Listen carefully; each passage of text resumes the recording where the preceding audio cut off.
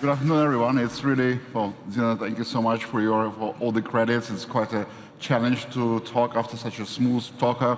It's even bigger challenge to talk after Evgeny's presentation. But what we wanted to talk to you today about, together with my colleague Sunny Liu, is how the progress in new materials and in the blockchain can help us, give us new instruments in the global fight for sustainability, but also to involve more and more people to join this fight. And let me start with this famous quote from Francis Fukuyama from his famous book, The End of History, published in 1991. It was absolutely justified at that time. But I guess with all the turmoil over the last 10 years, I don't know what about you, but I feel that I'm living right in the middle of history. And I can't say that I exactly like it. I would much prefer to go back to 1991 with no history, no gray hair, no extra weight, so much better. And at the same time, in 1991, it's the same story about technology and science. So the technology steadily, slowly progressing. The Moore's law and the Newton's law gives us this assurance that we will have this gradual progress for the years ahead. So that's quite, I would paraphrase it, the end of science, the end of technology. And then the new millennium, we have graphene, we have topological materials, we have the human genome sequencing, CRISPR-Cas, we have the gravitational waves discovered, quantum supremacy being achieved, the general and generative AI being created. It's such a great time to live. It's such a renaissance for science we are experiencing now. But then, of course, all that progress in technology doesn't also create some impact, and it's not always positive impact. So we have these sustainability issues, which the same technology do try to help us to solve. Of course, we create more efficient solar cells. The battery technology is ever better. Our lithium batteries getting more and more efficiently. But of course, there is still this whack-a-mole effect that you create the solution, and that solution hits back on you. We need to think, how are we going to recycle those silicon wafers? We need to think how we are going to extract the lithium back from our batteries. So unfortunately, this circularity is always broken by the new technologies. We really have to invent the solutions out of the box to escape from this race on the closed loop. And that's what we're trying to promote, that we need to go beyond the circular economy and they create spiral economy, which progress you further, and it's only possible with the new technologies, new materials, and so on. So let me give you a couple of examples from my experience, from my work.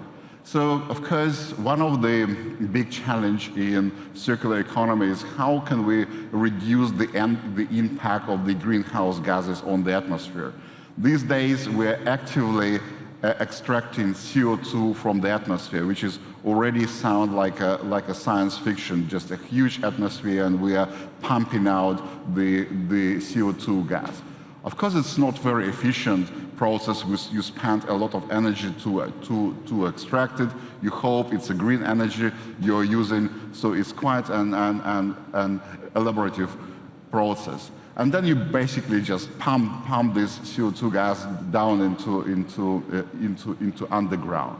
So that's the circular economy in reality. But let's try to think out of the box.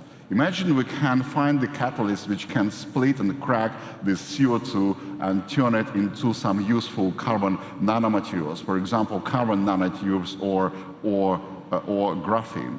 Then we can do some interesting tricks with it. We can take those nanomaterials and add it, for example, in concrete, one of the biggest CO2 emitting industry in the world. Adding only 0.5% of even less of graphene into concrete would increase its strength by 30, 50, sometimes even 70%.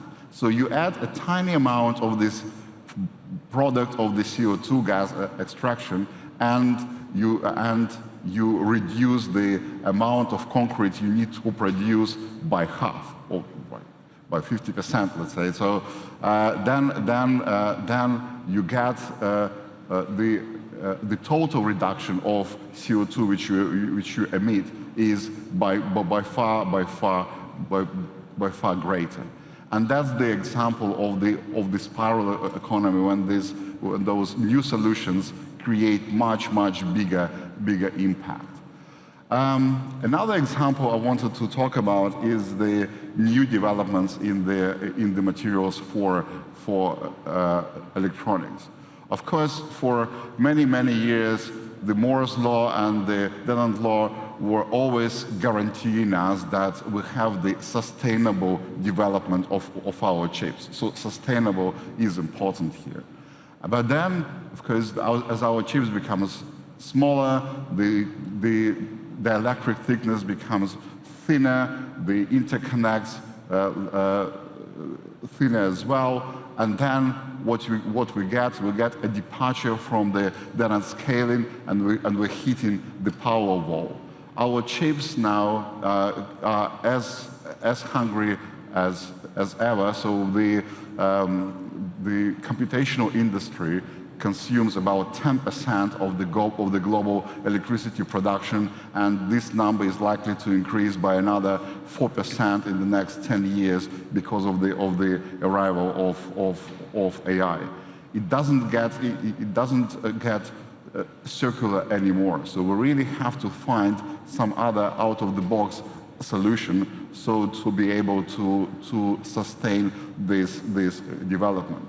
And remember that if you want AI in your mobile phones, it's not going to happen with the current technology.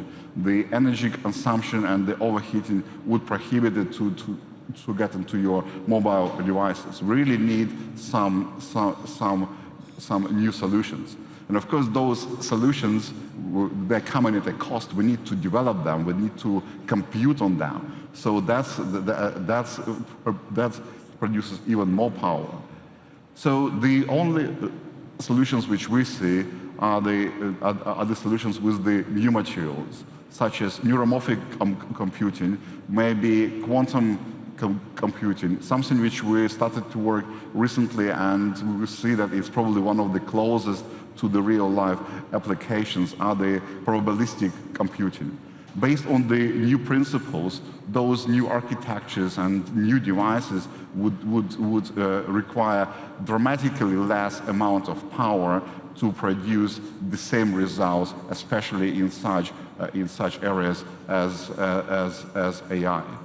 And that's what I wanted to draw your attention, that the circular economy is not good enough for us anymore. We really have to go beyond that, and we have to go spiral to mitigate all the problems which we accumulated over the years. And the only spiral which we can, and the spiral can be created by this connection between the new knowledge and the new technologies. And it's of course very important to include all of us, just that everyone is contributing to our sustainability issues. And I would really like my colleagues, Sunny Liu, to present our blockchain solution, which would give this inclusiveness with the blockchain to solve the future sustainability issues.